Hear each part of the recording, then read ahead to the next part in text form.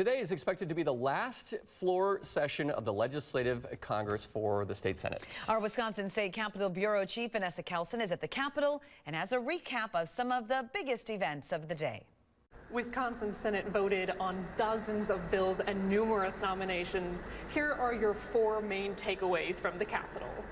A roll call is required. All those in favor of concurrence will vote aye. Your name is called. Those opposed, no. 1. The GOP-led Senate rejected 8 more of Governor Evers' appointees today, bringing the rejected total to 21 since 2019. For context, the Wisconsin Legislative Reference Bureau tells me that in the 40 years before 2019, the Senate only rejected 4 nominations. Democrats say, where do we go from here? And why are we going down this path? Why?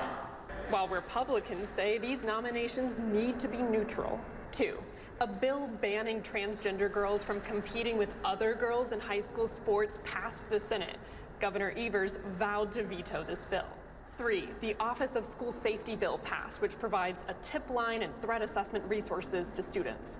The bill's author says getting this bipartisan bill passed has been a long haul for all of us involved. And 4. The Victims of Crime Act bill passed today, too, which will increase grants for Wisconsin organizations that support victims of crime.